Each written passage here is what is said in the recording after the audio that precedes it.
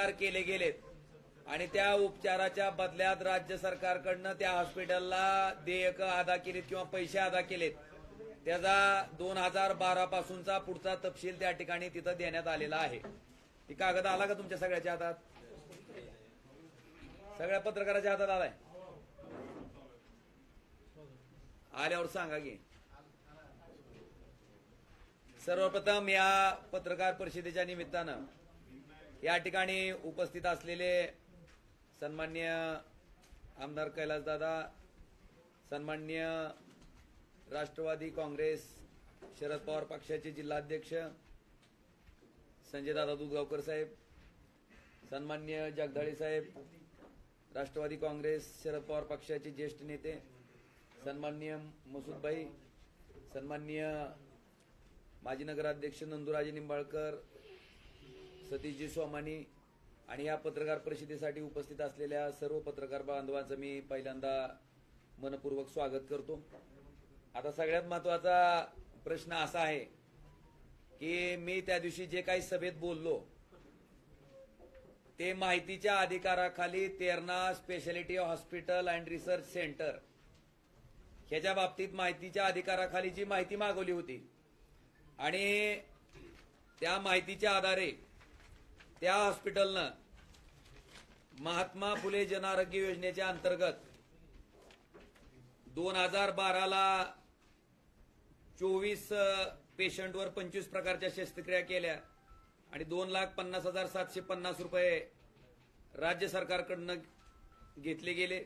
2013 ला 16 पेशंटवर 138 प्रकारच्या शस्त्रक्रिया किंवा अजून काय म्हणते ती क्रिया किंवा थेरपी जे काय केलं गेलंय ते त्याच्या बदल्यात 10,13,500 रुपये त्याच्याकडनं घेतले गेले राज्य सरकारकडनं. आणि 2014 ला 9 पेशंटवर 80 प्रकारच्या शस्त्रक्रिया किंवा थेरपी हे केलं गेलं आणि त्याच्यातनं 11,32,500 रुपये घेतले गेले त्या वर्षात. माझं म्हणणं हे आहे की त्यांचेच पुत्र दावा करत होते की आम्ही मोफत इथले पेशंट त्या हॉस्पिटलला नेतो आणि मोफत उपचार करतो. तर माझा माहितीच्या अधिकारातनं जो खुलासा झाला त्याच्यात त्यांचा पहिला भांडाफोड झालाय की त्यांनी मोफत उपचार रुग्णावर केलेले नाहीत.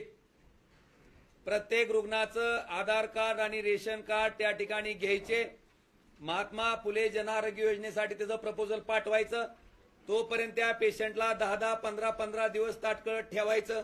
जेव्हा राज्य सरकारकडनं त्याला मंजुरी यायची त्याच वेळेस या लोकांनी त्या लोकांचे ऑपरेशन केलेले आहेत. आणि माझा मूळ मुद्दा हा आहे की ज्या 16 पेशंटवर 138 प्रकारच्या शस्त्रक्रिया किंवा थेरपीज केल्यात ते जाहीर करावं. समजा रुग्णावर उपचार केलं ते जाहीर करण्यात काय कारण, म्हणजे अडचण काय असायचं कारण आहे? कारण आम्हाला ह्याच्यात शंका येते की तुम्ही नुसतं बोगस पद्धतीच्या तपासण्या केलेल्या किंवा शस्त्रक्रिया केलेल्या दाखवल्या गेल्यात आणि त्याच्यापोटी राज्य सरकारकडनं बिलं उचलली गेलेत. कारण 2013 ला 16 पेशंटवर 138 आणि 2014 ला 9 पेशंटवर 80. मला वाटतं हा आकडा संशयास्पद आहे आणि म्हणून ही कोण पेशंट आहेत, काय काय शस्त्रक्रिया केल्यात ती सांगावं आणि पहिल्यांदा कबूल करावं, त्यांचं वाक्य मागं घ्यावं की आम्ही संबंधित पेशंटवर मोफत उपचार केले. हा माझा पहिला मुद्दा जो आहे, मला वाटतं ह्याच्या बाबतीतलं स्पष्टीकरण मी तुम्हाला दिलंय. दुसरं आणि सगळ्यात महत्वाचं त्यांचं म्हणणं असं आहे की मेडिकल कॉलेज इथं मंजूर असलेला काय पुरावा आहे तुमच्याकडं? मला सांगा, कुठलंही राज्य सरकार, त्यावेळेस पद्मसिंह पाटील मंत्रिमंडळात मंत्री होते, कुठलंही राज्य सरकार एखादं मेडिकल कॉलेज केव्हा मंजूर करतं? त्याचा प्रस्ताव जावा लागत असेल ना आधी की बाबा आम्हाला हे मेडिकल कॉलेज अमुक अमुक ठिकाणी करायचंय. मग त्यावेळेस मंत्री असणारे पद्मसिंह पाटील जर धाराशिवमधनं निवडून येत असतील तर धाराशिव जागेचा प्रस्ताव देणं अपेक्षित होतं त्या मेडिकल कॉलेजसाठी. पण धाराशिवच्या लोकांवर अन्याय करून, धाराशिवच्या लोकांना तोंडाला पानं पुसून, धाराशिवला गरज असताना मुंबईतल्या नेरूळ या ठिकाणच्या जागेचा प्रस्ताव मेडिकल कॉलेजसाठी का दिला गेला 1983 ला? तुम्ही मंत्री आहेत, मंत्रिमंडळातले सदस्य आहेत, तुमचा अधिकार आहे, तुम्ही तुमच्या मतदारसंघाचा विचार करणं अपेक्षित होतं. असं असताना तुम्ही नेरूळचा प्रस्ताव का दिला? आणि तुम्ही प्रस्ताव दिल्यावरच राज्य सरकारनं मंजुरी दिली असेल ना? राज्य सरकार आलं तुम्हाला मुंबईतच घ्या म्हणून मागं लागलं होतं. काय बी करा मुंबईतच घ्या असं म्हणून मागं लागलं होतं का? आणि मला वाटतंय हे पहिला सगळ्यात मोठा गोंधळ त्या ठिकाणी घातला गेलाय की कॉलेज धाराशिवला न करता मुंबईच्या नेरूळ या ठिकाणी केलं गेलं. तिथं ते रिसर्च हॉस्पिटल नावानं आता मोठं हॉस्पिटल काढलं गेलंय.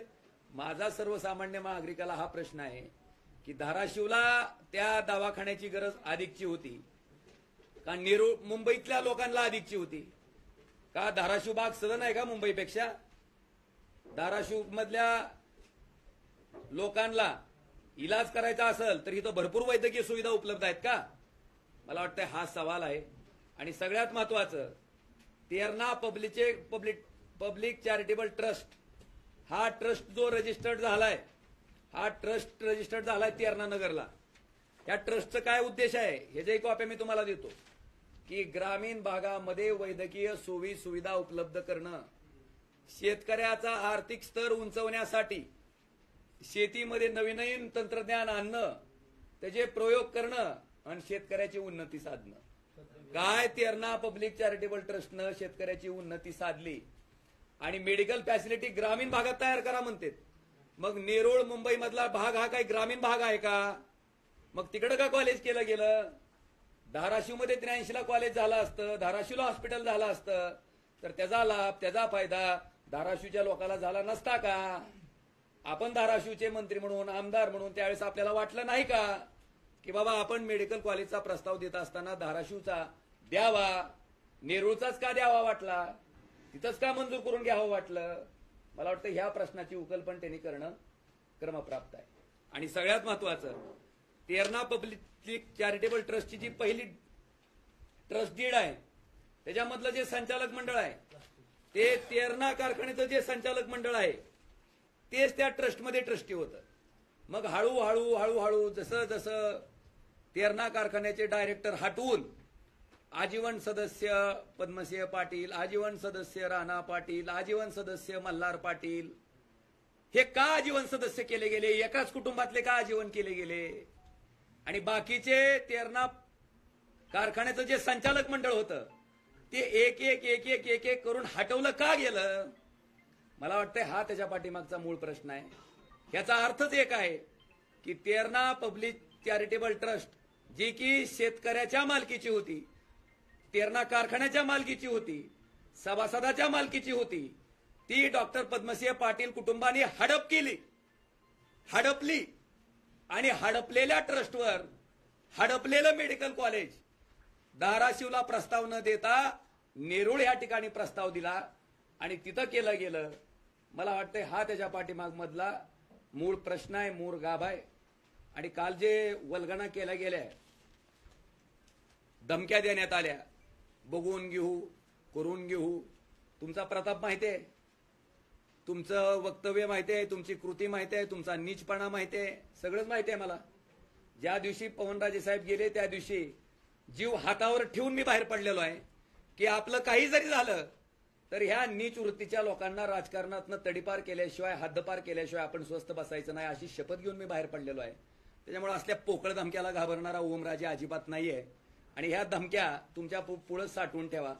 आणि मला राणा पाटलाला प्रश्न विचारायचा आहे की ते तुम्ही बाळ म्हणता, मला वाटतंय पप्पाच्या लाडक्यानं बाळानं कलेक्टर ऑफिसला काय केलं होतं हे जी आठवण मला वाटतंय परत एकदा त्यांना करून द्यावी लागेल. आणि तुमच्या माहितीसाठी ही मंडळी किती खोटी आहेत. ज्या दिवशी कलेक्टर ऑफिसला शेतकऱ्यांना सांगण्यात आलं होतं दुसऱ्या दिवशी तुम्ही अर्ज करा आणि प्रशासनाकडनं पंचनाम्याच्या प्रति विम्याच्या घेऊन जा, त्या पंचनाम्याच्या प्रति प्रशासनाकडे नव्हत्या, त्या पंचनाम्याच्या प्रति विमा कंपनीकडेच होत्या.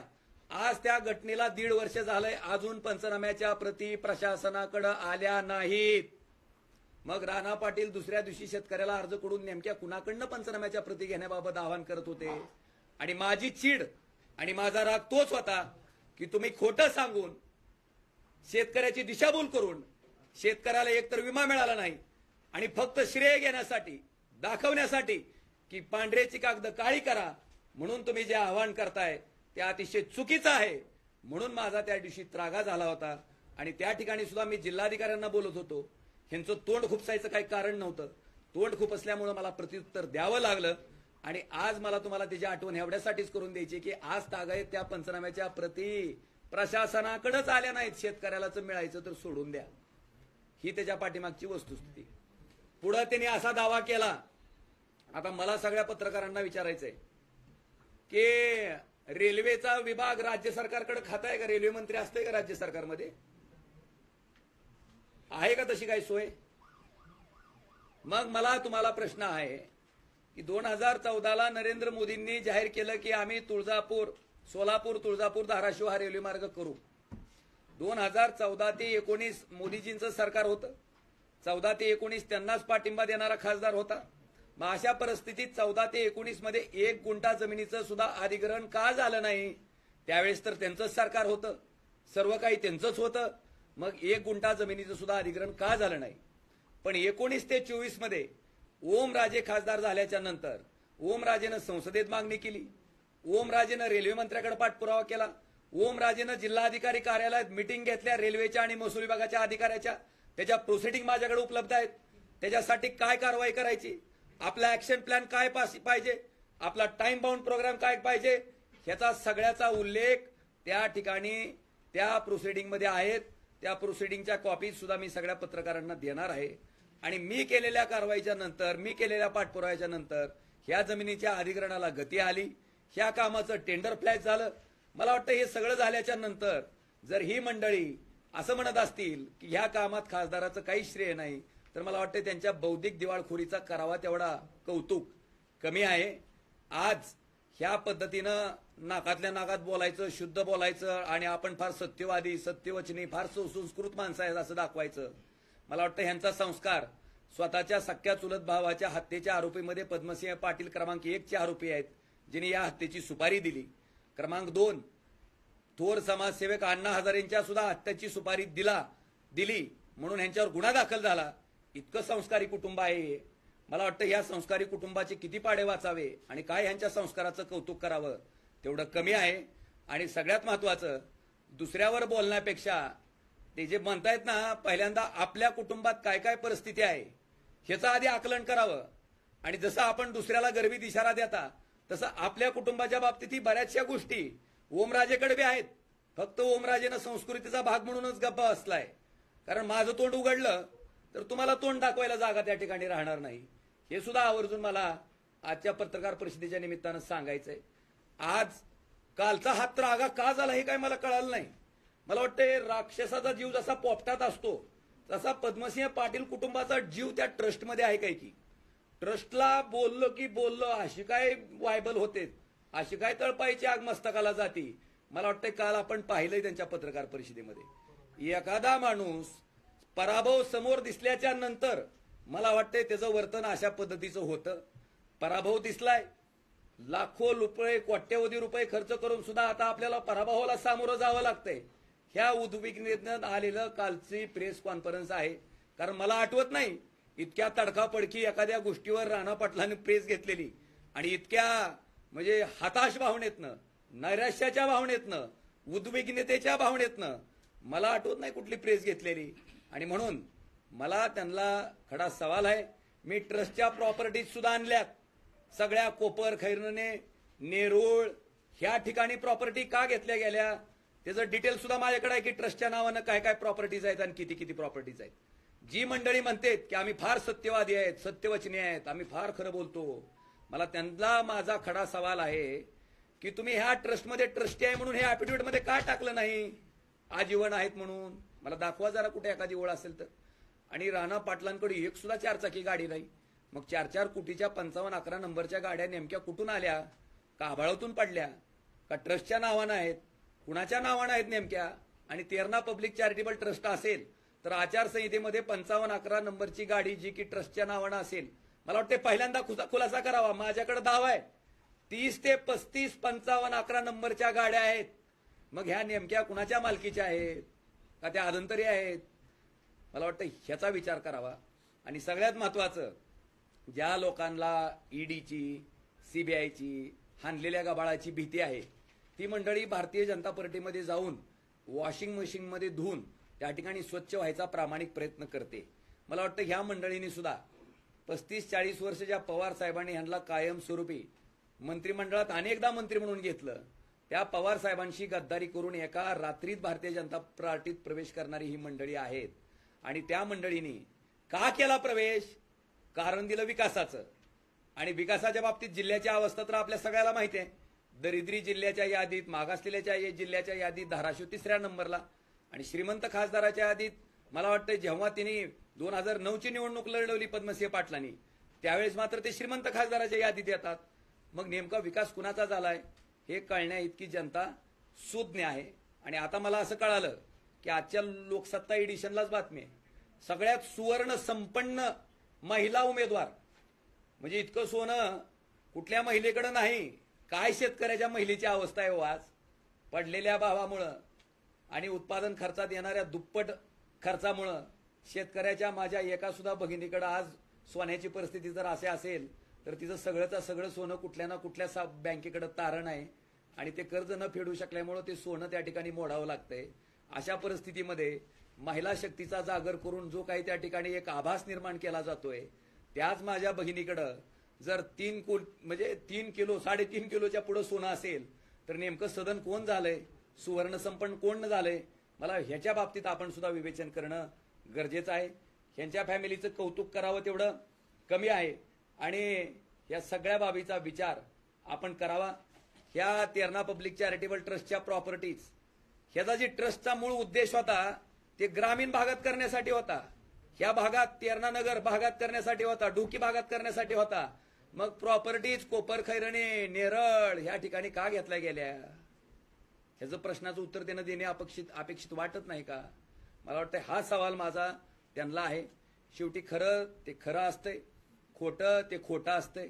आणि सगळ्यात महत्वाचं आपण संत गोरोबा काकाच्या भूमीत राहतो आणि संत गोरोबा काकाच्या भूमीतलं जे थापटणं आहे ते खोट्यानं वागणाऱ्या, अनितीनं वागणाऱ्या माणसाच्या डोक्यात पडल्याशिवाय राहत नाही.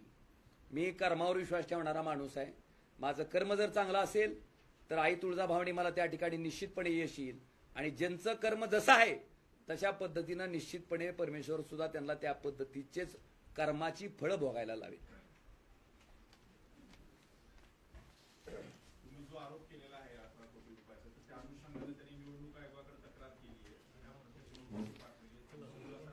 निवडणूक आयोगानं जे मला त्या ठिकाणी खुलासा मागवला आहे, त्या निवडणूक आयोगाला मी इतकंच म्हणलं की रॅलीला 500 रुपये देऊन माणसं आणणं हा आचारसंहितेचा भंग नाही वाटतं.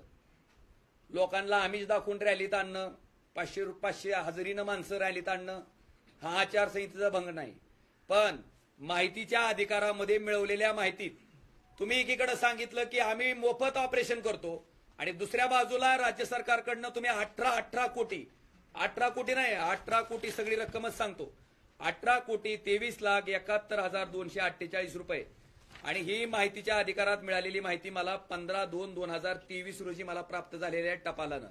आता ही माहिती जर खोटी असेल तर माझ्यावर काय कारवाई व्हायची ती होईल. आणि ही माहिती जर खरी असेल तर त्यांचा दावा जो आहे की आम्ही मोफत उपचार करतो, पहिल्यांदा तो मागं घ्यावा. कारण इथल्या गोरगरीब जनतेचं लुबाडलेला पैसा पद्मसिंह पाटील कुटुंबाने ट्रस्टच्या रूपानं हडप केला. इथल्या जनतेचं हक्काचं मेडिकल कॉलेज जे की धाराशिवला त्यांनी करणं अपेक्षित होतं, त्याचा प्रस्ताव नेरूळमधून दिला गेला आणि नेरूळला केलं गेलं. हा त्यांचा मोठा गुन्हा आहे. आणि इथल्या लोकांचं रक्त शोषायचं काम, शोषून घ्यायचं, इथली लोक कायमस्वरूपी दारिद्र्यात ठेवायची, आर्थिकदृष्ट्या उन्नत होऊ द्यायचे नाहीत. का तर निवडणुका आल्याच्या नंतर आपल्या 500 रुपये मागं ना आपल्या 1000 रुपये मागं ह्या लोकांनी पळत यावं ना आपल्याला मतदान करावं. ह्या नीच मानसिकतेतनं इथल्या लोकांना जाणीवपूर्वक दारिद्र्यात ठेवल्या गेलेला इथल्या पूर्वीच्या नेतृत्वाचा हा प्रकार आहे. आणि म्हणून मी त्या ठिकाणी निवडणूक आयोगाला 4 ओळीचं पत्र दिलंय की संबंधित माहिती ही मी माहितीच्या अधिकारात प्राप्त केलेली आहे आणि त्या अधिकाराच्या आधारेच मी त्या ठिकाणी उत्तर दिलेलं आहे. त्या माहितीच्या अधिकारात आलेल्या माहितीच्या आधारेच मी बोललेलो आहे. आणि हे जर बोललेलं काय असेल तर माहितीच्या अधिकारात ज्यांनी काय उत्तर दिलं असेल हे खरं आहे का खोटं आहे हे राज्य सरकारनं सिद्ध करावं.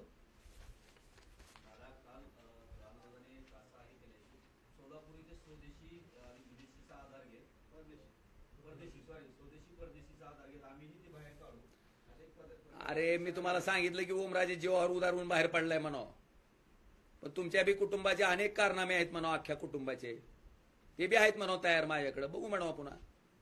माझं हो का तसल्या धमक्या द्यायच्या नाहीत, काय असेल ना सांगायचं जाहीर. मग एकीकडे सांगायचं आपण लय स्वच्छ आहेत, आपण लय चांगले आहेत, आम्हालाही माहिती ना तुमचे कर्मकलाप सगळेच. कशाला मला सांगाल तू, आम्ही बी तुम्ही संस्कृतीचं आव्हानता ना. आणि मला तुम्हाला विचारायचंय, स्वतःच्या स्वार्थासाठी स्वतःच्या राजकारणात आड येणाऱ्या स्वतःच्या सख्या चुलत भावाचं त्या ठिकाणी खून करणारी माणसं, स्वतःच्या वहिनीचं कुंकू पुसणारी माणसं हळदी कुंकाच्या गोष्टी करतेत, काय म्हणजे काय ह्यांची नीतिमत्ता असेल. मला वाटतं ह्यांचा विचार न केलेला बरा. आणि त्याच्यामुळे जीव हातावर ठेवून ओमराजे बाहेर पडलाय. असल्या पोकळ धमक्याला ओमराजे घाबरत नाही. आणि कसं आहे, मी मगाशीच म्हणलं कर्मावर विश्वास ठेवणारा माणूस आहे. माझे कर्म चांगले असतील तर निश्चित मला फळ चांगलं मिळेल. काल त्यांनी जे पेशंटची यादी दिली, 1,00,000 पेशंटवर उपचार केले म्हणून दिली आहे, आणि तुमच्याकडची जी यादी आहे त्याच्यात फक्त 4,000. माझ्याकडची यादी नाही, माहितीच्या अधिकाराखाली आलेली माहिती आहे आरोग्य विभागाची. नाही नाही नाही नाही, मला काय म्हणायचंय, आरोग्य विभाग महाराष्ट्र राज्य यांनी माहितीच्या अधिकारात दिलेली माहिती आहे. ती जर खोटी असेल तर मग सरकार खोटं बोलतंय का? आता मला सांगा, तेरणा रिसर्च काय म्हणायचं, काय नाव, कसलं कसलं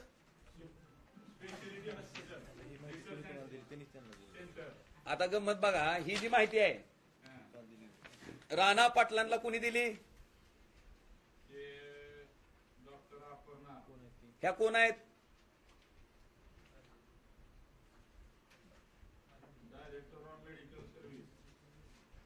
कोण आहेत? बर, तेरणा हॉस्पिटल कुणाच्या ताब्यात आहे? ट्रस्टच्या. त्या ट्रस्टचे आजीवन सदस्य कोण आहेत? राणा पाटील नाहीत का? मल्हार पाटील बी आहेत की. मग तिघजण त्या ट्रस्टचे आजीवन सदस्य असताना त्या ट्रस्टच्या अंतर्गत येणारं हॉस्पिटल आहे ते त्यांनाच माहिती देतंय. मग ती त्यांना, मग आता मला ही माहिती त्यांनाच त्यांच्याच हॉस्पिटलच्या डीननं दिली आणि मला ही माहिती राज्य सरकारनं दिली. मग कोणची माहिती खरी असेल ह्याचा अंदाज तुम्ही काढा. काल पत्रकार परिषदेमध्ये एक मिनिट, काल पत्रकार परिषदेमध्ये राणा पाटलांनी उदाहरणादाखल त्यांनी प्रयत्न केलेल्या रेल्वेच्या संदर्भामध्ये उदाहरण दिलं. त्याबाबत थोडंसं मी बोलू इच्छितो. त्यांनी काल काही गोष्टीची कबुली त्यांच्या पत्रकार परिषदेमध्ये दिली. त्या गोष्टीची कबुली देत असताना ते असं म्हटले की 2014च्या विधानसभेच्या निवडणुकीमध्ये पंतप्रधान मोदी यांनी सोलापूर, तुळजापूर, धाराशिव या रेल्वे मार्गाचा प्रकल्प जाहीर केला आणि 2019 मध्ये त्यांनी भूमिपूजन केलं. अशा प्रकारचं वक्तव्य काल त्यांनी स्वतः केलेलं आहे. ज्या वेळेस 2014ला एखाद्या योजनेची घोषणा होते आणि 2019ला त्याचं भूमिपूजन होतं, तर 2014 ते 19 5 वर्ष नेमकं त्यांच्या मुख्यमंत्र्यांनी, त्यांच्या रेल्वे मंत्र्यांनी, त्यांच्या पंतप्रधानांनी काय केलं त्याचं उत्तर देखील त्यांनी देणं गरजेचं आहे. त्यांनी काल असं देखील सांगितलं की उद्धव ठाकरे यांचं सरकार आल्याच्या नंतर त्यांनी पाठपुरावा केला, त्या सरकारने 50% लोकवाटा भरण्याच्या संदर्भामधली कुठलीही कारवाई केली नाही. अशा प्रकारचं वक्तव्य देखील त्यांनी केलं. आणि ते बोलत असताना असं देखील म्हटले की 50% पैसे हे राज्य शासनानं आणि 50% पैसे हे केंद्र शासनानं खर्च करायचं ठरलं होतं. नेमकं कुणाचं ठरलं होतं हे त्यांनी सांगितलं नाही. एखादी शासकीय योजना आणायची असल्यास किंवा त्याची घोषणा ज्यावेळेस होते त्यावेळेस त्या योजनेच्या संदर्भामध्ये जे कुठलं शासन कारवाई करणार आहे त्याचा ठराव होणं अपेक्षित असतं. देवेंद्र फडणवीस साहेब तत्कालीन मुख्यमंत्री त्यावेळेस होते.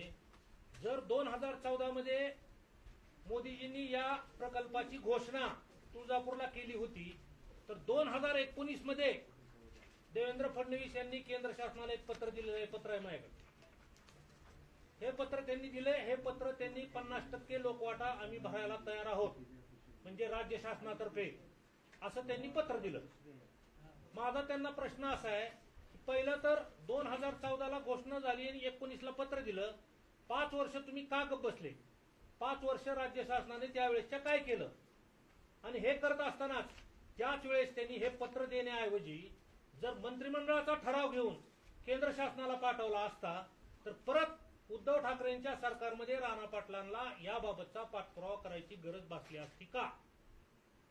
दिशाभूल कोण कोणाची करतं हे आपण सगळ्यांनी पाहणं गरजेचं आहे असं मला वाटतं. ज्यावेळेस देवेंद्रजी मुख्यमंत्री होते त्याच वेळेस मोदीजींनी एखाद्या प्रकल्पाची घोषणा केली आहे म्हटल्यानंतर तात्काळ त्यांनी मंत्रिमंडळाचा ठराव घेऊन केंद्र शासनाला त्याच वेळेस पाठवणं अपेक्षित होतं. परंतु तसं न करता 2014 मध्ये घोषणा झाली आणि 2019 मध्ये त्यांनी केवळ फक्त एक पत्र पाठवलं आणि कुणाच्याही नुसत्या पत्राच्या आधारे केंद्र शासन कुठल्याही योजनेची अंमलबजावणी करत नाही हे आपल्या सगळ्यांना माहित आहे. त्यांनी मंत्रिमंडळाचा ठरावच घेणं अपेक्षित होतं आणि ज्या वेळेस उद्धवजींचं सरकार आलं त्यावेळेस कोविड आला आणि कोविडमुळे कुठलाही ठराव अशा प्रकारचा घेता येत नव्हता. त्यावेळेस अनिल परब साहेब या खात्याचे मंत्री होते. त्यांनी मंत्रिमंडळाच्या ठरावासाठी टिप्पणी देखील त्या ठिकाणी दिली होती. परंतु 30 जूनला त्यावेळेस सरकार पाडण्यात आलं भारतीय जनता पार्टीच्या माध्यमातून. म्हणून ह्या गोष्टी प्रलंबित राहिल्या. याचा खुलासा आम्ही करतोय. राणा पाटलांनी विनाकारण आम्ही किती पाठपुरावा करतोय याचं दिशाभूल जनतेमध्ये करू नये. खासदार म्हणून माझा अजून एक त्यांना प्रश्न आहे. खासदार म्हणून ज्या ज्या काही गोष्टी ओमराजे निंबाळकर यांनी करणं अपेक्षित होतं त्या सगळ्या गोष्टी त्यांनी भूसंपादनाच्या बाबतीमध्ये केल्या होत्या. अजून एक माझा त्यांना प्रश्न आहे. 2014ला जर पंतप्रधान महोदयांनी जर ह्याची घोषणा केलेली असली आणि 2019ला जर ह्याचं भूमिपूजन केलेलं असलं तर ज्या प्रकल्पाची जमीन आपल्या ताब्यात नाही त्या प्रकल्पाचं भूमिपूजन तुम्ही का केलं ह्याचं उत्तर पहिल्यांदा तुम्ही देणं गरजेचं आहे. जनतेची दिशाभूल 2019लाच तुम्ही केलेली आहे आणि परत जनता आपल्याला कुठंतरी याबाबत प्रश्न विचारेल पण परत याबाबतचं श्रेय घेण्याचा प्रयत्न यांच्या माध्यमातून होतोय असा आमचा आरोप आहे. आणि हा काल राणा पाटलांनी मांडणी करता की खासदार जे आहे ते नौटंकी बोलबच्चींची फक्त करतायत त्याची कामच पद्धती सुरू आहे आणि कुठलंही काम त्यांनी 5 वर्षात केलं नाही. त्यांच्यावर बोलण्याची लायकी नाही अशा शब्दात त्यांनी माध्यमाशी बोलताना संवाद साधला. कुणाची लायकी किती आहे ती माहिती आहे ना लोकांना. त्यांची लायकी किती आहे ती माहिती आहे. मोठ्या मोठ्या लोकांच्या हाणलेल्या पैशातून 4 कोटीच्या गाडीत फिरलं नाकातल्या नाकात बोललं म्हणजे लायकी वाढत नसते. पप्पाची आणि पप्पाच्या लाडक्याची बी लायकी ही कृतीत नसती. लायकी ही संस्कारात नसती. आणि त्यांचे काय संस्कार आहेत ते अख्ख्या महाराष्ट्राला ना अख्ख्या देशाला माहिती आहेत. माझ्याकडे तर एक व्हिडिओ आलाय की स्वयंपाक कमी पडला म्हणून स्वयंपाकाला सुद्धा बदललेला व्हिडिओ आहे माझ्याकडे. मी सोशल मीडियावर बघितलं आत्ताच काही दिवसापूर्वी. अरे काय बोलता तुम्ही?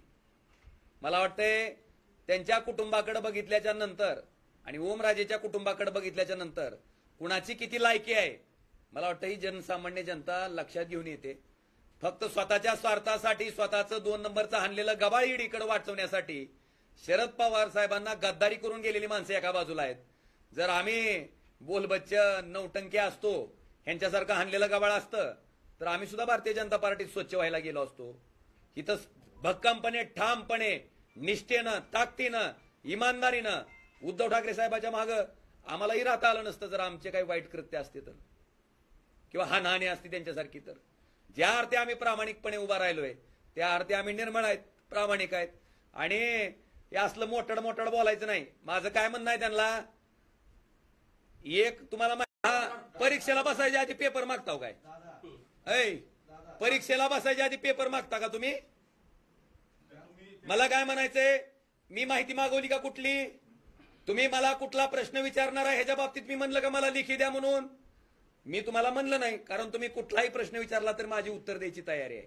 मग तुम्ही जर प्रामाणिक आहेत तुम्ही जर निर्मळ आहेत तर तुम्ही सुद्धा त्या ठिकाणी माझ्या समोर 1 to 1 डिबेटला यावं. वाटल्यास त्यांच्या सपोर्टसाठी बाकीचे जे 5 आमदार आहेत त्यांना सुद्धा घेऊन आलं तर काय हरकत नाही. मी एकटं एकुलते एक जे आमचे कैलास दादा आहेत त्यांना बघू ती जर आले तर त्यांना घेऊन येतो ती आणि आम्ही दोघंच येतो. तुम्ही 6 जण या. वाटल्यास विधान परिषदेचे सुद्धा आहेत. विक्रम काळे साहेब आहेत आपले धस साहेब आहेत अजून सतीश चव्हाण साहेब आहेत. ते सुद्धा जर ह्यांच्या ज्ञानात भर टाकायला आले तर माझी काय हरकत नाही. पण परीक्षा द्यायच्या आधी परीक्षेचा पेपर फोडा आणि मग सत्य कुठला असं हे कोण राजा हरिश्चंद्र आहे ते काय लागून गेलेले सत्यवचनी कोण काल कोण रडत होते दिसलंय की तुम्हाला? ओमराजे चर्चेत कवाच रडला नाही.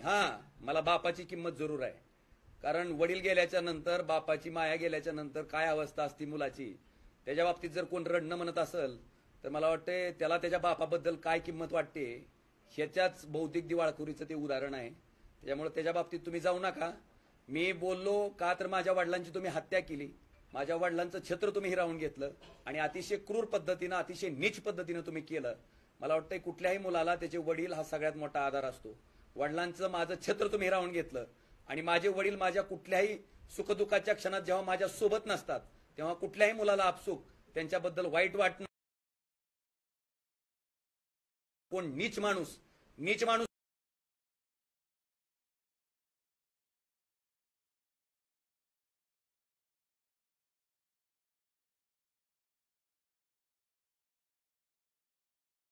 द्या, ओमराजे तुम्हाला रडवील, ओमराजे तुम्हाला दाखवील की तुमची काय परिस्थिती आहे आणि तुमची काय अवस्था आहे. जिल्ह्यातल्या सर्वसामान्य माणसाने ह्याची परिस्थिती अवस्था बघितलेली आहे आणि माझीही परिस्थिती अवस्था बघितलेली आहे. माझ्यासारखा क्षुल्लक माणूस ज्याच्याकडे कुठलाच कारखाना नाही, कुठलाच संस्था नाही, शैक्षणिक संस्था नाही, तो साधारण माणूस आज एवढ्या मोठ्या कोट्याधीश अब्जाधीश लोकांच्या ताकदीच्या विरुद्ध एकटा त्या ठिकाणी लढतोय. मला वाटतं ह्याच्यातच माझ्या पाठीमागे जनतेचा असलेला विश्वास तुमच्या सगळ्याच्या समोर दिसतो. त्यामुळं माझी अजूनही त्यांना विनंती आहे की त्यांनी 1-to-1 चर्चेला यावं, परीक्षेतला पेपर द्यावा आणि तुम्ही बेस्ट जज आहेत ना तुम्ही समोर बसलेले. मला काय म्हणायचं, आता माझं काम निर्मळ आहे म्हणून मी कधीच म्हणत नाही की तुम्ही काय विचारणार आहेत आणि काय सांगणार आहेत मला कळवा. माझं काही म्हणणं नाही. डायरेक्ट यायचं, बसायचं आणि तुम्ही सगळेजण पत्रकार बंधू आहेत. आजपर्यंत ओमराजेकडे मुलाखत घेण्यासाठी आलेल्या कुठल्या तरी पत्रकाराला ओमराजे म्हणला का की आपण थोडं प्रिपरेशन करूयात, आपण थोडी तयारी करूयात, आपण थोडं अभ्यास करूयात? ओमराजे डायरेक्ट तोफेच्या तोंडी गेला का? अरे प्रामाणिक काम आहे, कुठेही झटायला तयार आहे, बोलायला तयार आहे, जे आहे ते बोलायचंय, त्याच्यात कशाचा अभ्यास करायचा आहे. आणि माझ्या पुढचे जे प्रतिस्पर्धी आहेत त्यांच्याकडे जर तुम्ही कधी गेलात, काय क्वेश्चन, काय चर्चा काय करायची, कुठला मुद्दा विचारणार आहेत आणि त्यांनाच म्हणते. तुम्ही जर विचारला का खोचक प्रश्न, आता तुम्ही विचारलं काल पद्मसिंह पाटील 5 वर्ष खासदार होते, एकदाही तोंड का उघडलं नाही? ते जाऊ द्या. अरे ते का जाऊ द्या, ते बी सांगा ना.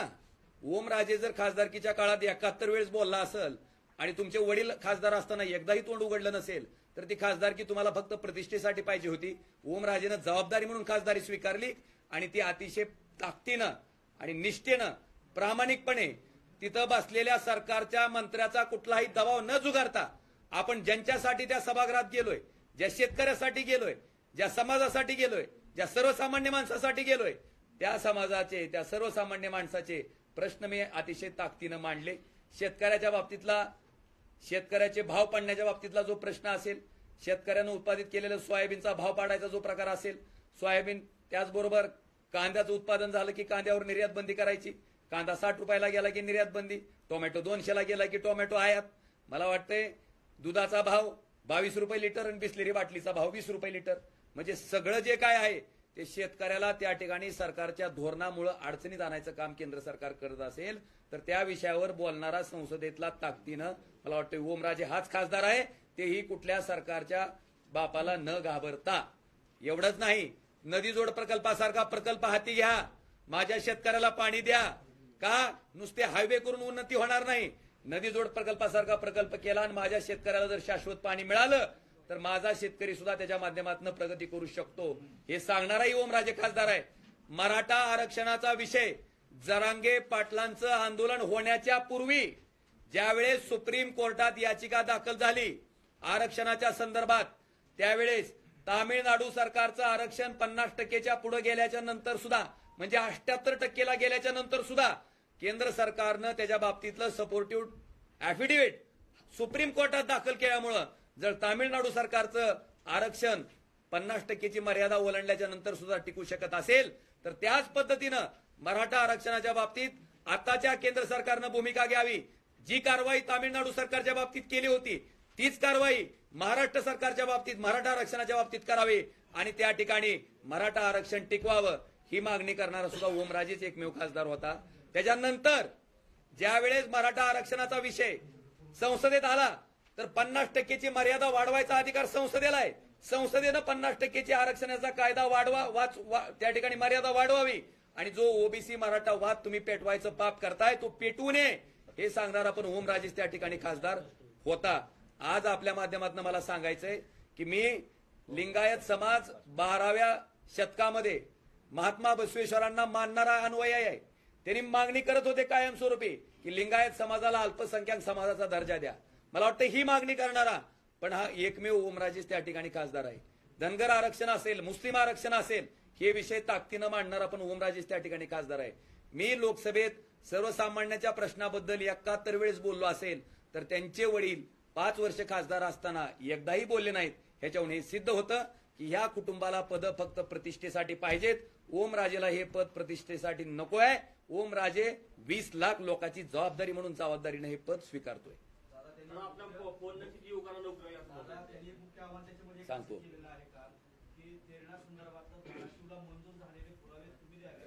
पुरावे जर असतील आओ बालाजी साहेब, बालाजी निरपळ साहेब, सरकार जेव्हा मेडिकल कॉलेज द्यायचा निर्णय करतं तेव्हा त्या सरकारकडे प्रस्ताव जातो आधी का डायरेक्ट मेडिकल कॉलेज मंजूर करून टाकतंय? होय बालाजीराव? बालाजीराव, एखादं मेडिकल काय होते पहिल्यांदा? कोंबडा मला सांगा की पहिल्यांदा प्रस्ताव जातो सरकारकडे की अमुक अमुक ठिकाणी आम्हाला मेडिकल कॉलेजसाठी मान्यता द्या, असंच होतं ना? मग मेडिकल कॉलेजसाठी मान्यता घेण्यासाठी जो प्रस्ताव गेला तो पद्मसिंह पाटलांनी मुंबई इथल्या नेरूळचा का दिला, धाराशिवचा का दिला नाही, हा माझा सवाल आहे. सरकार तर असं म्हणत नव्हतं की काय बी करा डॉक्टर साहेब पण मुंबईतच करा, असं म्हणत होतं का सरकार? आणि मला काय म्हणायचंय, मंत्रिमंडळातले ते एक जबाबदार सदस्य होते. त्यांना जर वाटलं असतं की आपण आपल्या मतदारसंघासाठी, जसं आम्हाला वाटलं, आम्ही उद्धव ठाकरे साहेबाच्या काळात कॉलेज मंजूर करून घेतलं, 100% शासनाच्या मालकीचं करून घेतलं आणि धाराशिवला केलं. आम्हाला जसं वाटलं तसं मंत्री असणाऱ्या पद्मसिंह पाटलांना वाटलं असतं तर प्रस्ताव नेरूळचा द्यायच्या ऐवजी कुठला दिला असता? ओ बालाजीराव, धाराशिवचा दिला असता. आणि मला वाटतंय लग्न जमवत असताना आधी पाहुणेहून जावं लागतंय. होय, पाहुणेहून जावं लागतं का नाही? मग पाहुणेहून जाताना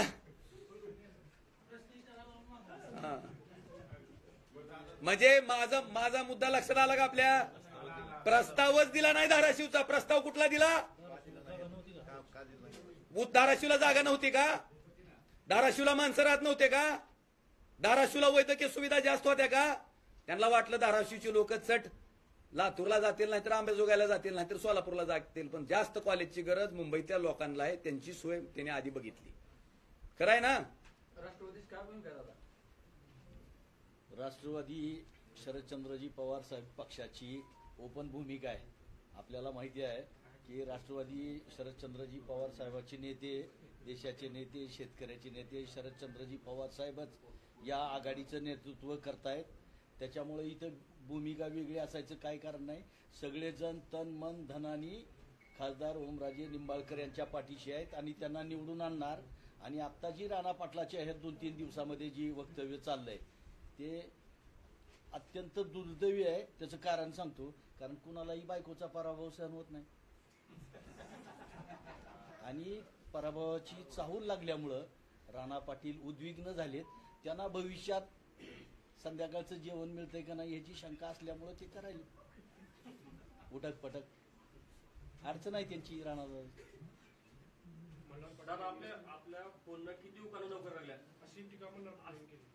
सगळ्यात महत्वाचं ह्यांचीच बौद्धिक दिवाळखोरी आहे. आता माझ्या फोननं काय काय झालं ते सांगतो. बरं झालं विचारलं ती. ह्यांच्या 45 वर्षाच्या मंत्रिपदाच्या सगळ्या कारभारामुळं हा जिल्हा दरिद्री जिल्ह्याच्या यादीत गेला, हे तर मान्य आहे की त्यांना? मान्य आहे का नाही? आणि हे श्रीमंत खासदाराच्या यादीत वर गेले, हे तर मान्य आहे की त्यांना? मग मंत्रिपदाचा उपयोग कुणाला झाला? जिल्ह्याला झाला का पद्मसिंह पाटलाला झाला? उघड आहे, पद्मसिंह पाटील कुटुंबाला झाला. आता माझ्या फोननं काय होतंय ती सांगतो. माझ्या फोननं एखादा पेशंट दवाखान्यात ऍडमिट असतो, त्याचं बिल डॉक्टर 30,000 रुपये करतंय, त्या बिचाऱ्याच्या खिशात 20,000 रुपयेच असते. ती 20,000 रुपये असल्याच्या नंतर त्या बिचाराला आठवण होती ओमराजेची, खासदार असणाऱ्या ओमराजेची. का? की ओमराजे आपल्याला ह्या अडचणीतनं बाहेर काढू शकेल हा विश्वास आहे. ती बिचारा मला फोन करतंय, डॉक्टरचा नंबर देतंय. मी डॉक्टरला विनंती करतो, साहेब माणूस गरीब आहे, तुमचं बिल 30,000 रुपये जरी झालं असेल तर त्याच्याकडे 20,000 रुपयाचं आहेत, तुम्ही 10,000 रुपये त्याला सूट द्या. मला वाटतं मी सांगितल्याच्या नंतर त्या माणसाचे 10,000 रुपये कमी होते. तो माणूस नीट होऊन त्या दवाखान्यातून बाहेर पडतो. मला वाटतं ती माणूस माझा कधीही आयुष्यभर ओमराजेला विसरू शकत नाही. माझी एक भगिनी सकाळी नीटची परीक्षा द्यायला पुण्याला चालली होती. 3:30 वाजता मोहोळजवळ तिची एसटी खराब झाली. मला सांगा 3:30 वाजता त्या माझ्या बहिणीला मलाच फोन लावावा का वाटला असेल हो? माझ्याऐवजी मल्हार पाटलाला किंवा राणा पाटलाला का फोन लावू वाटला नसेल? कारण त्यांना माहिती आहे जिथं काम होतंय तिथं माणूस शोधतंय, जिथून मार्ग निघेल तिथं माणूस प्रयत्न करतंय, आणि जी माणूस आपला वाटतंय त्या माणसाकडे माणूस प्रयत्न करतंय. त्या भगिनीनं मला फोन लावला. मोहोळला आमचे राहुल भैया मोठेंचे मेहुणे त्या ठिकाणी राहतात, कचरे म्हणून. त्यांना विनंती केली. त्या माझ्या भगिनीला एक 4-चाकी गाडी करून तिला नीटच्या परीक्षेला वेळेत पोहोचवलं. ती माझी बहीण कधी मला विसरेल का हो? आता माझ्या फोनवर जर इतकाच आक्षेप आहे, तुम्ही माझ्या कामाला हिनवता. मी माझं कुठलं रेकॉर्डिंग टाकलेलं नाही. मी केलेली कामं सांगितलीत. का सांगितलेत? साहेब मी 24 तास जनतेच्या संपर्कात राहतो. माझा कुठलाही उद्योग व्यवसाय नाही तुमच्यासारखा की बाकीचे काम धंदे करून प्रतिष्ठेसाठी घेतलेला मी पद समजत नाही. मी माझा 24 तासातला 24 तास वेळ सामान्य माणसासाठी देतो, सामान्य लोकांसाठी देतो, त्यांची कामं करतो. म्हणून सामान्य लोकच माझी प्रचारक झालेत आपल्या माहितीसाठी. आणि येड्या बाबळीचं उत्पन्न घेणाऱ्या माणसाला शेतातला डीपी जळाल्याच्या नंतर त्या डीपीची काय धग असती हे कधी कळणार नाही, आणि डीपी मिळाल्यावर काय आनंद होतो हे पण कधी कळणार नाही. त्याच्यामुळं त्यांच्या बौद्धिक दिवाळखोरीचा विचार करावा तेवढा कमी आहे. आता मला तुम्हाला उलट प्रश्न असा करायचा आहे की मतदान घेत असताना तुम्हाला ड्रायव्हरचंही मत लागतंय का नाही? खासदारकीला लागतंय का नाही? का ड्रायव्हरचं नको म्हणता तुम्ही? मतदान घेत असताना तुम्हाला गरीब माणसाचं, झोपडीत राहणाऱ्या माणसाचं मत लागतंय का नाही? का त्याला म्हणता तुम्ही नको नको गरीब आहे, हे काय काम माझं आहे का? हे तर राज्याचं काम आहे, हे तर ग्रामपंचायतचं काम आहे, हे काम कोण करायचं? अरे ओमराजेला जर त्या मताची गरज असेल तर त्याची अडचण सुद्धा ओमराजेची अडचण आहे असं समजून ओमराजेनं काम केलंय. तुम्ही मला हिनवताना एखाद्या, अरे तुमचीच गाडी घेऊन गेला आणि एखाद्या अतिशय दुर्मिळ अशा रस्त्यात तुमची गाडी बंद पडली, तुमच्या गाडीत जॅक नाही. मला वाटतंय अशा परिस्थितीत तुम्ही काय करचाल? तुम्ही तुमच्या जवळच्या वाटणाऱ्या माणसाला फोन करचाल आणि प्रयत्न करचाल की माझी अडचणीतून सुटका कशी होईल. त्या साधारण ड्रायव्हरला ती जवळचा माणूस त्यांच्या जिल्ह्याचा खासदार वाटत असेल तर मला वाटतं हा विश्वास त्या सामान्य माणसाच्या मनात ह्या ओमराजेने निर्माण केलाय. आणि ह्याला जर कोण हिणवून बोलत असेल तर त्यांच्या बौद्धिक दिवाळखोरीची करावी तेवढी चर्चा कमी आहे. आणि भाई तुम्ही फार चांगल्या माणसाचा प्रश्न मला विचारलात. त्याच माणसाचं पहिल्या दिवशी वक्तव्य होतं, त्यांच्या आईसाहेबांचं वक्तव्य होतं, भगवंताच्या पायरीहून राष्ट्रवादीत प्रवेश केल्या केल्या. काय वक्तव्य होतं? त्यांना विचारलं की आता तुम्ही राष्ट्रवादी काँग्रेस अजित पवार पक्षात प्रवेश केलाय, मग तुमचं पक्ष वाढवण्याच्या बाबतीत धोरण काय? त्या म्हणल्या मी कशाला पक्ष वाढवू, माझा नवरा तिकडे भारतीय जनता पार्टीत आहे, पक्ष वाढवायच्या बिडवायच्या भानगडीत काय मी पडत? मला वाटतं अजितदादाने सुद्धा कपाळावर धोंडा आणून घेतला असेल. हे झालं, हे काय कमी होतं काय की? म्हणून मला वाटतं मल्हार पाटलांचं, ज्यांचं तुम्ही आता फार कौतुकानं प्रश्न मला विचारत होता की काय झालं, त्यांना म्हणावं उगत दम काढ म्हणावं, 7 तारखेचं मतदान होऊ दे आणि 4 तारखेच्या मतमोजणीला या म्हणावं, सामच्यान पळ्याच तयार आहेत म्हणावं, तुम्हाला बघा काय होतंय ते. तुम्हाला त्याची काळजी करायचं कारण नाही. एक एक एक जरा थांब, सगळं बोलतो आधी. ह्या तर प्रश्नाचं उत्तर देऊ दे की. घेतो थांबा. आता माझं तरी प्रश्न संपू दे, मी उत्तर दिल्यावर उचला की देवीदास पाठक साहेब. मला तुमची पोटतिडी कळती.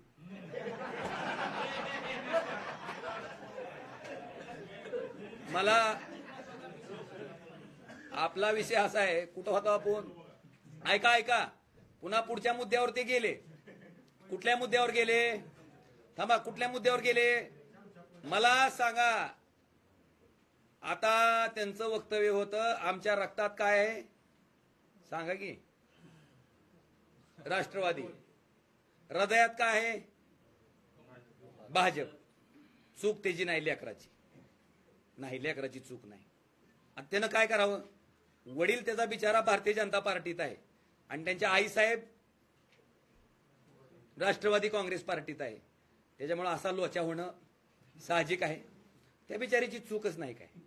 त्यामुळं त्यानं जे म्हणलं ते बरोबर आहे की बाबा माझ्या हृदयात राष्ट्रवादी आहे. हृदयात नाही चुकलं काय की? माझं रक्तात राष्ट्रवादी आहे आणि हृदयात भाजप आहे. मग मी त्यांना एवढीच विनंती केली की आपल्या आईवडिलांचा आदर्श डोळ्यासमोर ठेवून आपण सुद्धा एखादा पक्ष बदलायला काही हरकत नाही. आणि तो पक्ष बदलायचा असेल तर पहिल्यांदा आपल्या कुठल्या ना कुठल्या आवायात तो पक्ष घालून घेणं कर्मप्राप्त आहे. आणि म्हणून त्यांना मी विनंती केली की तुमच्या किडनीमध्ये जर मनसे घातलं आणि शिंदेगड जर लिव्हरमध्ये गेलं तर मला वाटतंय रात्रीतनं आईवडिलांसारखा अजून कुठल्या पक्षात जर संधी मिळत असेल तर पक्ष बदलायला तुम्ही सुद्धा मोकळं व्हाचाल, त्याच्यात काही शंका नाही. आणि मला वाटतंय महायुती राज्याच्या स्तरावर झालेली आपण बघितली असेल, पण कुटुंबाच्या स्तरावर महायुती झालेली फक्त धाराशिवचंच उदाहरण आहे.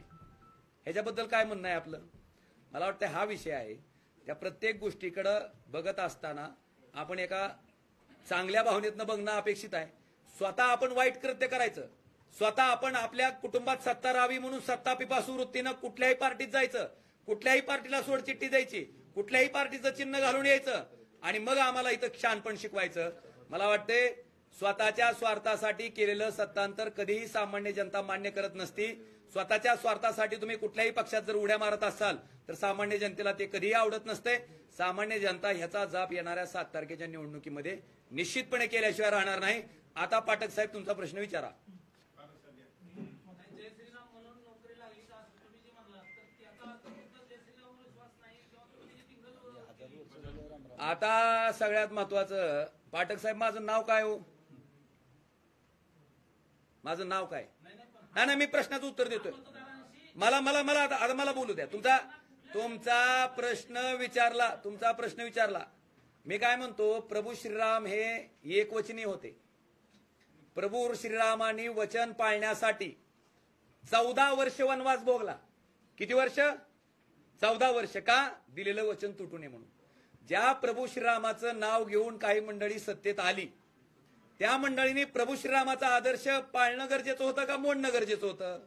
मग ह्याच मंडळींनी 2014ला घोषणा केली होती की आम्ही शेतकऱ्याचं उत्पन्न 2022ला दुप्पट करू. झालं साहेब दुप्पट? झालं का दुप्पट? तुम्ही शेतकऱ्याची जाऊन माहिती घ्या. 11,000 रुपये क्विंटलचं सोयाबीन 4,000 विकायला त्याला भाग पाडलं जातं. 700 रुपयानं होणारं नांगरण जे होतं 2014ला ते आज 2200 रुपयानं त्या ठिकाणी नांगरण होतंय. तुम्ही विचारा शेतकऱ्याची अवस्था. डीएपीचं पोतं 600 रुपयानं मिळायचं, आज 1600 रुपयानं मिळतंय. विचारा त्या शेतकऱ्याची परिस्थिती. पाठक साहेब, उत्पादन खर्च दुप्पट झाला आणि उत्पन्न आहे तिथंच राहिलं. म्हणजे अक्षरशः शेतकरी शेती हा विषय करत असताना आत्महत्याच्या दारात त्याला ढकलायचं काम सरकारच्या नीतीनं केलं. पाम तेलावरचं आयात शुल्क कपात केलं जाते, सोयापेंड आयात केली जाते. 11,000 रुपये क्विंटलचं सोयाबीन तुम्ही 4,500 रुपयाला आणता, क्विंटलला 6,000 रुपयाचं नुकसान करता. एका एकरात आपल्याकडे साधारणतः 5 क्विंटल जरी सोयाबीन म्हणलं तर साहेब 30,000 रुपयाचं नुकसान त्या ठिकाणी एका एकरात होतंय. मला सांगा, 5 एकरच्या शेतकऱ्याचं 1.5 लाख रुपयाचं नुकसान पडलेल्या सोयाबीनच्या भावामुळे झालं. शेतकऱ्याचं उत्पन्न तर दुप्पट झालं नाही, पण उत्पादन खर्च मात्र दुप्पट झाला. मग हे सरकार दिलेलं वचन पाळतंय का मोडतंय? आणि दिलेलं वचन जर सरकार मोडत असेल तर तो रामाचा सन्मान आहे का अपमान आहे? ह्या प्रश्नाचं उत्तर सुद्धा तुम्ही शोधणं गरजेचं आहे. क्रमांक 2, ह्याच सरकारनं त्या ठिकाणी घोषणा केली होती की आम्ही प्रत्येक वर्षी 2 कोटी नोकऱ्या देऊ. मला पाठक साहेब विचारायचंय की ह्या सरकारनं वेदांता फॉक्सकॉन नावाचा प्रकल्प जो महाराष्ट्रात आला होता तो प्रकल्प गुजरातला का नेला? तो प्रकल्प महाराष्ट्रात झाला असता तर 2 लाख माझ्या युवकांना त्या ठिकाणी रोजगार मिळाला असता. 2 लाख महाराष्ट्रांचा युवकांचा रोजगार जो बुडाला ह्याच्याबद्दल आपण प्रश्न विचारायचा का नाही? मी प्रभू श्रीरामाचा प्रचंड आदर करतो. माझं नाव ओम आहे. ओम नाव हिंदू धर्माचं आचरण करणाऱ्या माणसातच त्या ठिकाणी ठेवलं जातं. माझ्या मुलाचं नाव रघुवीर आहे. आणि मला वाटतं हिंदू धर्मात सगळ्यात बापाला प्रिय गोष्ट कुठली असती तर मला वाटतं पोटचं लिकरू. त्याचं नाव जर मी रघुवीर ठेवत असेल तर त्याच्या बाबतीत कुणाकडनं हिंदुत्वाचं सर्टिफिकेट घ्यायची मला आवश्यकता नाही. मी फक्त आठवण करून दिली की तुम्ही प्रभू श्रीरामाचं नाव घेता आणि वचनं मोडता. हे तुमचं आचरण प्रभू श्रीरामाच्या व्यवहाराशी सुसंगत नाहीये. नाव रामाचं घ्यायचं आणि वागणं रावणासारखं असेल तर मला वाटतं तिथं प्रश्नचिन्ह उपस्थित करणं माझं कर्तव्य आहे. मी फक्त प्रश्नचिन्ह उपस्थित केलंय. आज मला तुम्ही सांगा, मी असाही फोटो बघितलाय पाठक साहेब की राम मंदिराकडे नेत असताना लहान मुलाला हाताला धरून एक गृहस्थ त्या ठिकाणी मंदिराकडे घेऊन जात होते आणि तो लहान मुलगा म्हणजे प्रभू श्रीराम होते. मला वाटतंय प्रभू श्रीरामाच्या उंचीपेक्षा जर आपण आपली उंची मोठी दाखवत असू तर नेमका अपमान कोण करतंय ह्याचं विवेचन सुद्धा मला वाटतंय सामान्य लोकांनी करणं गरजेचं आहे. मी माझ्या आणि काय प्रत्येक वेळेस त्या ट्रॅपमध्ये अडकवायचं, प्रत्येक वेळेस तिथंच न्यायचं. साहेब, प्रभू श्रीरामाचा देवावर माझा प्रचंड विश्वास आहे. आणि तुमच्या माहितीसाठी त्या दैविक शक्तीमुळं, ती दैविक शक्ती सुद्धा कुणाला मानते? ज्याची कर्म चांगली असतात ती. ज्या माणसाची कर्म चांगली असतात त्याला यश मिळतंय. ज्या माणसाची कर्म वाईट असतात त्याला परमेश्वर कुठल्याही परिस्थितीत यश मिळू देत नाही. त्यामुळं देवाला मानणारा मी आहे. त्याच्या बाबतीत कुणी माझं विवेचन करायची गरज नाही आणि कुणी मला हिंदुत्वाचं सर्टिफिकेटही द्यायची गरज नाही. कारण हिंदुराय सम्राट शिवसेना प्रमुख बाळासाहेब ठाकरेंचा मी सैनिक आहे. हा, पण आमचं म्हणणं आहे की त्या ठिकाणी हृदयात राम आणि हाताला काम. आणि तुम्ही दिलेलं वचन, तुम्ही सांगितलं भाई और बहनो महंगाई हम कर देंगे कम. झाली का साहेब? वचन मोडलं का नाही? आज 60 रुपयाचं डिझेल तुम्ही 97 रुपये लिटरनं विकता, 70 रुपयाचं पेट्रोल तुम्ही 108 रुपये लिटरनं विकता, 400 रुपयाचं सिलेंडर तुम्ही 1100 रुपयानं विकता. महागाई वाढवता आणि परत तुम्ही म्हणता की महागाई कमी झाली का नाही. ह्या प्रश्नाचं उत्तर तुम्ही विचारता. मला तुमच्या सगळ्या लोकांच्या माध्यमातून विचारायचं आहे, 2022ला सगळ्या लोकांना, ग्रामीण भागात राहणाऱ्या लोकांना घरकुलं मिळणार होती, प्रत्येकाला छप्पर मिळणार होतं. ही घोषणा सुद्धा मला वाटतं सन्माननीय पंतप्रधान नरेंद्र मोदी साहेबांच्या सरकारची आहे. आज तुम्ही गावोगाव जाऊन सर्वे करा, अजून सुद्धा 800 घरं मंजूर आहेत, 900 घरकुलं मंजूर आहेत. त्याच्यापैकी 100 घरकुलं सुद्धा झालेली नाहीत. 700च्या 700 लोक स्वतःच्या घरा वाचून, हक्काच्या घरा वाचून वंचित आहे. मग तुम्ही दिलेलं वचन 2022चं मोडलं असेल, तुम्ही जर वचन पाळलं नसेल, तुमच्या बोलण्यात आणि वागण्यात जर अंतर पडलं असेल, तर हे लोकांच्या समोर आणून देणं मला वाटतंय प्रभू श्रीरामानं सांगितलेल्या कर्तव्यापैकी एक प्रामाणिक कर्तव्य आहे. आणि मी हा भागाचा खासदार म्हणून ते कर्तव्य मी अतिशय प्रामाणिकपणे पार पाडलंय. त्यामुळे प्रभू श्रीरामाचे त्या ठिकाणी आशीर्वाद सुद्धा निश्चित माझ्या पाठीशी राहतील. फेब्रुवारी 2023 मध्ये तुम्हाला 13 हॉस्पिटलची माहिती मिळाली. मग तुम्ही या 14 महिने झाली माहिती घेऊन तुम्ही पुढे तक्रारी किंवा चौकशी मागणी केली का? जिथं करायची तिथं केली. अजून बरीच माहिती आहे. आता टप्प्याटप्प्यानं येईल. आता एक लक्षात घ्या, माहिती आली मी गप्प होतो. मी कधी बाहेर काढली? तुम्ही दावा केला की आम्ही मोफत ऑपरेशन करतो. पहिल्यांदा मल्हार पाटलाचं भाषण आहे का तुम्ही पहिल्यांदा दावा केला. ही माहिती काढली होती, माझी द्यायची इच्छा नव्हती, मी शांतच बसलो होतो. जेव्हा तुम्ही खोटा दावा केला की आम्ही लोकांचे मोफत ऑपरेशन करतो, त्यावेळेस ही माहिती बाहेर काढली मी. तुमच्या प्रश्नाला हेच उत्तर आहे की त्यांनी क्रिया दिल्याच्या नंतर त्याला दिलेली ही प्रतिक्रिया आहे. ते म्हणतात त्यांच्या काळात न बोलताही काम जास्त झाली. खासदारीच्या काळात तुम्ही बोलताही काम कमी झालं. मग काय झालं ती सांगा की. ही काय लपून छपून करायची गोष्ट आहे का? तुम्ही सार्वजनिक जीवनात आहात. तुम्ही सार्वजनिक जीवनात असल्याच्या नंतर तुमचं प्रत्येक कार्य हे सार्वजनिक असलं पाहिजे. काम करा. अरे, आणि मला वाटतं त्यांच्या व्यक्तिमत्वाकडे बघितल्याच्या नंतर दुसऱ्यांनी केलेली कामं सुद्धा स्वतः सांगायची इतकी उत्तरोड त्यांना लागलेली असती. त्याच्यामुळं त्यांनी केलेली स्वतःची कामं ते न सांगता झाकून ठेवतील असं काही समजायचं कारण नाहीये. आणि मला काय म्हणायचंय, काम केलंय तर काय सांगायला हरकत आहे साहेब. आपण सार्वजनिक जीवनात आहे. आणि सगळ्यात महत्वाचं, सगळ्या माझ्या 5 आमदारांना विरोधातल्या, माझ्या सगळ्या प्रतिस्पर्धींना जर माझा फोन इतका क्षुल्लक वाटतोय तर त्या फोनवरच भाषण का चालू आहे? का चालू आहेत भाषण? समजा ते फोन इतकं क्षुल्लक आहे, ते काम इतकं चिल्लर आहे की तुमचा साधा कार्यकर्ता सुद्धा करतो. आता तर मी आज एका आमदार महोदयाचं बघितलं की स्वतः फोनवर कसे बोलतात ही त्याचं रेकॉर्डिंग पाठवायला लागलेत. मग ह्याचा अर्थ फोन हे प्रभावी आहे, फोन हे प्रभावी अस्त्र आहे आणि माझा बाण बरोबर नियमाला लागलेला आहे. त्यामुळे मी काही काळजी करायचं कारण नाही. ज्याच्यावर मी लागलाय त्यानं त्याचा वेध घ्यावा. आणि काम मी काय फक्त निवडणूक आल्या म्हणून 4 दिवस फोन उचललेले नाहीत बांधवांनो. मी 5 वर्ष अखंडपणे फोन उचलत आलोय. 5 वर्ष लोकांची सेवा केली आहे. आज मला काम करणारा त्या सामान्य माणूस माझा प्रत्येक गाव खेळत आहे. भले एखादा कार्यकर्ता त्या गावात तयार नसेल, पण ज्या माणसानं कधीही राजकारणात भाग घेतला नाही असा सामान्य माणूस माझा कार्यकर्ता बनून प्रत्येक गाव खेड्यात त्या ठिकाणी तयार आहे. आणि मला वाटतं त्यांचं दुखणंच नेमकं तिथं आहे. आज त्या आमदार महोदयांना सुद्धा प्रत्येक जण सांगतंय की साहेब काय बी असलं तर तुमच्या वेळेस बघू, पण खासदारकीला आम्ही ओमराजे सोडून कुणालाही मतदान करणार नाहीत. आणि सगळ्यात महत्वाचं, कालच्या रॅलीचं जे अक्राळ विक्राळ रूप दाखवलं गेलं, बघितलं का नाही तुम्ही? त्या रॅलीचा भांडा कसा फुटला मला सांगा. त्यांच्या रॅलीत आलेला माणूस, त्यांच्या रॅलीत हलगी वाजवणारा माणूस, जरा थांबवू दाखवा जा शिकती कुठं आहे, काढा जरा ती. नाही बघा अजून एकदा. आता तसं बघितलं नाही म्हणायचं, आता बघायचं.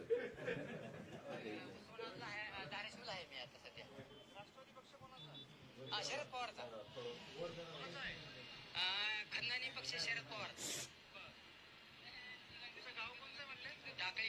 धनगर ठाकरे ह्याच काळात ह्याला म्हणत ओमराजे होणार ओमराजे आता मला सांगा माणूस कुणाचा आहे? किती कमीत कमी 2च्या पुढून येईल साहेब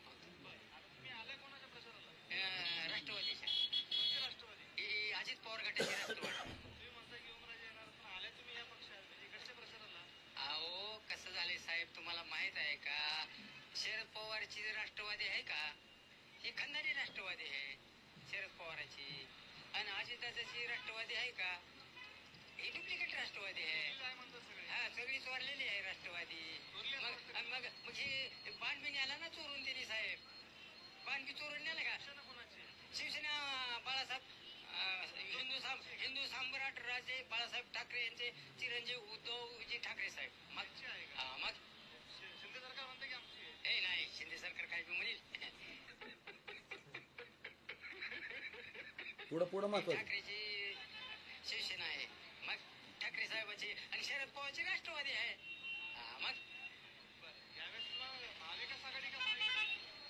नाही आमच्याकडे इतर ओमराजे चालला पाहिजे डांग नाही तसली हा ओमराजे चालणार लय मताने येणार आहे वाघ आहे ती अहो नुसता साधा फोन जर केला मोटरसायकल पंक्चर झाली तर आमचा फोन उचलता येते मोटरसायकल हा मग ओमराजे चालणार आहे इथं मग दोघं 500 रुपये हजेरीने माणसं आणलेली आहे ती ही महत्वाचं आहे.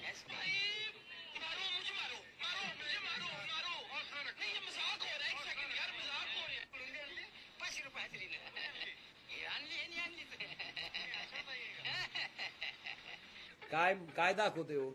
काय दर्शवतंय? ही दर्शवतंय काय की प्रचंड धनशक्तीचा वापर करून सुद्धा लोक त्यांचं ऐकायला तयार नाहीत. आणि जी माणूस म्हणतंय ना फोन उचलल्यावर काय होतंय त्या माणसासाठी बोलती प्रतिक्रिया काय लय फार सांगायची गरज नाही. आता आपण हे म्हटले की माझा नेम बरोबर लागलाय मग आपला नेम आमदार राजेंद्र राऊत यांचा होता का? माझा नेम कुणावरच नव्हता. मग आता आपण आपलं काम खरं आहे. कसं असतंय नाही, त्यांनी काम व्हिडिओ नाही नाही नाही नाही माझ्याकडे माझा नेम बरोबर लागलाय म्हणजे का हो का नाही नाही नाही नाही. आणि आपण आता ऐका ना ऐका ह्या लोकांना फोनची मार्केटिंग करायची गरज का पडावी? जर फोननं काहीच होत नसेल ओमराजे शुल्लक कार्यकर्ता आहे ओमराजेच्या फोननं काहीच होत नाही साहेब. फोन 1 दिवस उचलणं ठीक आहे 2 दिवस उचलणं ठीक आहे. मी 5 वर्ष उचललेत 5 वर्ष आणि 5 वर्ष अतिशय प्रामाणिकपणे उचललेत आणि 5 वर्षात त्या लोकांचा जो काही संपर्क झालाय ना मी जर आकडेवारी काढली तर तो संपर्क किमान 10-20 लाख लोकांपर्यंत जाईल. आज कुठलाही उमेदवार जरी आला तरी 10-20 लाख लोकांचं कामं 18 दिवसात करणं त्याच्यानं शक्य नाही. ती कामं मी केलेत आणि माझे प्रचारक ते आहेत आणि त्याच्यासाठी वेळ दिलाय. कारण माझी कुठली ट्रस्ट नाही माझा कुठला मोठा लट कारखाना नाही की त्याचा कारभार बघून जर टाइम भेटला तर आपल्याला लोकांना वेळ द्यायचा आहे. माझा 24 तास मधला 24 तास वेळ लोकांसाठी आहे मी दिलेला आहे आणि त्याची ही पावती आहे. आणि एक महत्वाची सूचना आहे आदरणीय दिनांक 24/4/2024 रोजी वेगळं घ्या जरा तुळजापूर तुळजाभवानी पुण्यनगरीमध्ये देशाचे नेते शरदचंद्रजी पवार साहेब हे येत आहेत. सायंकाळी 6 वाजता त्यांची सभा आयोजित केलेली आहे आणि 24 तारखेला बुधवारी बस स्टँडच्या समोरच्या रोडला बाजूलाच एकदम तुळजापूर भवानी चौक ते आंबेडकर पुतळा. आणि ह्या सभेच्याच अनुषंगानं आदरणीय शरदचंद्रजी पवार साहेबांवर प्रेम करणारी जी इथली सामान्य जनता आहे सामान्य लोक आहेत ज्यांना या पक्षफुटीच्या नंतर बळकावलेले पक्ष चोरलेले पक्ष अतिशय नीच पातळीचं केलं गेलेलं राजकारण ह्याच्या बाबतीत तीव्र संताप आहे. माझं आव्हान आहे की मला वाटतंय इतकं वय झाल्याच्या नंतर सुद्धा संघर्षाला तयार असणारा शरद पवार साहेबांसारखं नेतृत्व मला वाटतं आमच्यासारख्या सुद्धा माणसाला त्या ठिकाणी एक प्रकारची प्रेरणा देते स्फूर्ती देते. माझं तमाम धाराशिव जिल्ह्यातील धाराशिव लोकसभा मतदारसंघातील प्रत्येक मतदाराला प्रत्येक कार्यकर्त्याला प्रत्येक प्रामाणिक माणसाला प्रत्येक इमानदार माणसाला निष्ठावंत माणसाला माझं आव्हान आहे की उद्याच्या 24 तारखेला होणाऱ्या पवार साहेबांच्या सभेसाठी मोठ्या संख्येनं आपण त्या ठिकाणी ठीक 6 वाजता